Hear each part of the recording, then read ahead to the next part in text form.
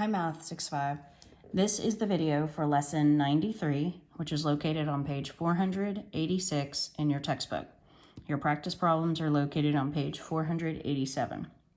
For this lesson, the best example to use is your book. Let me get that out. Okay, and bring it on screen.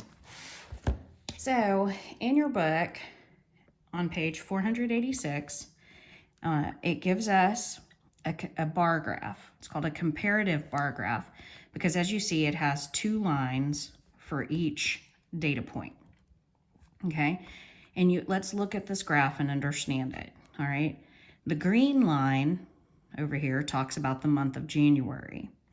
The black line talks about the month of July.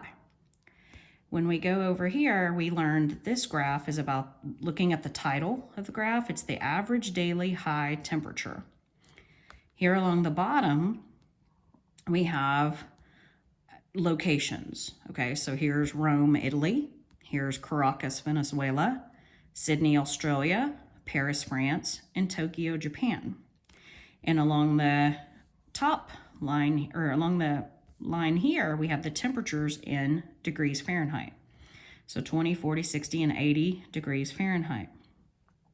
So if we look at, we can see that if this is 20 and there's two marks, 1, 2 between, we know this is 0, and that each of these lines, even though 20, 40, 60, and 80 are the only ones labeled, we can see that each one is 10.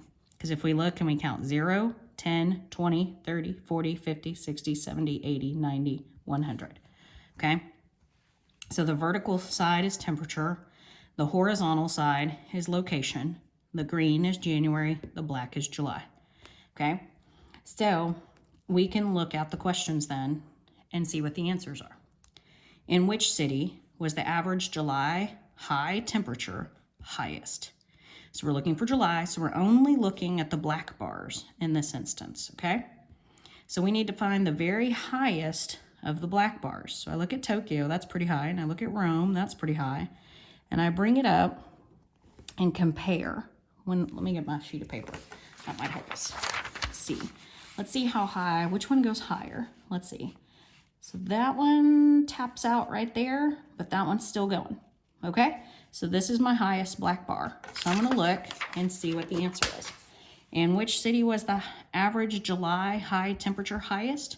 Well, that would be in Rome, Italy. Tokyo was a little under. It's pretty close. Let's see if that's 80. It's pretty close to 90. Maybe 88-ish would be a good guess. Degrees Fahrenheit. In which city was the average January high temperature lowest? So we're looking at January. And we want the very lowest. So we're looking at the green bars this time. So I'm going to come down my chart and try to find, okay, that green bar. Well, there's some lower than this one. Let's see, this one looks low. Well, that one's lower. So this is the lowest green bar in Paris, France. So in which city was the January high temperature lowest? Paris, France. Okay, when you look on the next page at letter C, it said, which city had the least difference between the temperatures. Okay, so it wants you to look at the least difference would be in the smallest amount of difference. So in which case are the green and the black bar closest to each other? Okay, so this one, if we look at just Rome, they're pretty far apart. So that's not an option.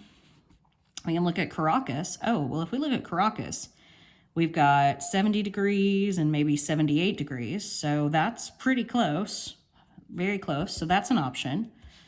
Look at Sydney, Australia. That one, they're pretty close. Let's see what they are. They're 60 and about 78. So that's a little more. So it's not going to be Sydney. Right now, Caracas is leading. Ooh, that one's really far apart. So we've got about 42 and about 78. So that one's pretty far apart. That's not it. And then here in Tokyo, we've got about 38 and about 82. So that one's pretty far apart. So we know that the bars that are the closest together are going to have the least difference, and that's going to be Caracas.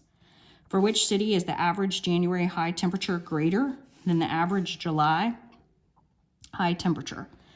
So let's see. The average January high temperature is great. Oh, did I read that right? No. For which city is the average January high temperature greater than the average July high temperature? So we look for the city that has a green bar that is taller than its black bar, okay? So you can go one by one because you want the January temperature to be taller than July. Not in Rome, not in Caracas. Oh, Sydney, yes. Not in Paris, not in Tokyo. So Sydney would be our answer, okay? All right, we're gonna use that and we're gonna make our own bar. This is a vertical bar graph. It's called a comparative because the two things, but it's vertical. In our practice problem here, I'm on page 487 now. In our practice problem, it wants us to make a horizontal bar graph. I'm gonna try to keep our practice problem on the top of the screen up here and bring in my beginning of an answer. Let's see if I can get it all on here where you can see it all. Okay, there we go. All right, so we look at our practice problem, and really it's just one big practice problem this time. Lana, Alice, Ted, and Jose each take 2 quizzes. Each quiz has 10 questions. The scores on the quizzes are shown in the table below. So let's understand our table first. So our student name is here. The score on quiz 1 and the score on quiz 2 is here. So Lana made an 8 and an 8. Alice made a 3 and a 6. Ted made a 6 and a 7.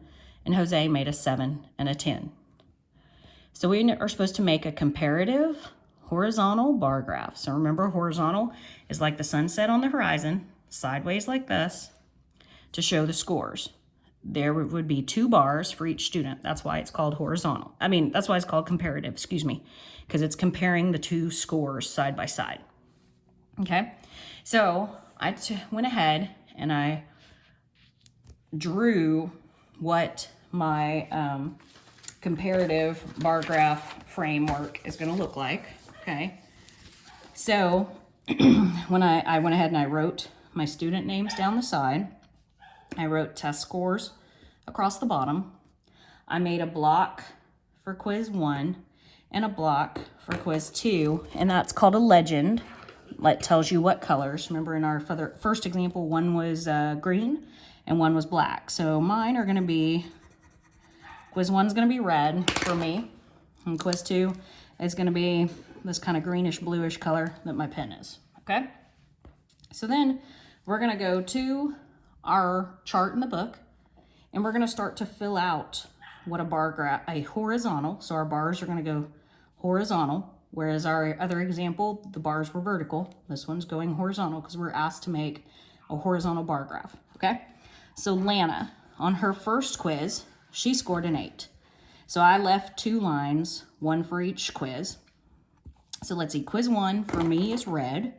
So I go all the way to 8 for Lana on quiz 1. So I'm going to draw a bar that goes all the way to 8, and I'm going to color that in. Okay, so there's Lana's quiz 1. Okay. All right. Now, Lana on quiz 2 also made an 8. So her second bar is going to go just as far to 8 and come back, and then I'm going to color that in. You can color it much nicer than me. So I skipped a line between. I'm kind of using my lines in my paper to help me out. So Alice on her first quiz, poor girl, she only made a 3. Okay, so back to my quiz 1 color. I know here's 2 and here's 4, so about halfway between 2 and 4, I'm going to go up to Alice and I'm going to make a line.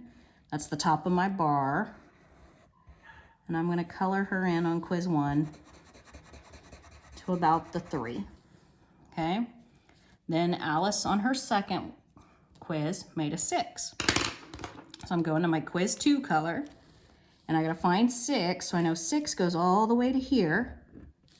So I'm gonna make my bar that comes all the way up to 6 and color it in. Okay? All right, I'll leave Ted for you, and I'll jump to Jose. That way you can do one. Okay, let's look at Jose. Jose goes all the way 2, 4, 6. He goes to 7, so halfway between 6 and 7. I'm write my bar, and like I said, I'm using my lines on my paper to help me make my graph, and I color that one in. Okay, and then on quiz 2, which is blue, Jose made a 10. Wow, very good, Jose. And so I'm going to color all the way to 10. Okay, this is a horizontal comparative bar graph, and that's what your practice problem's on. So I'll leave you Ted to do. That's not very hard. You've got that.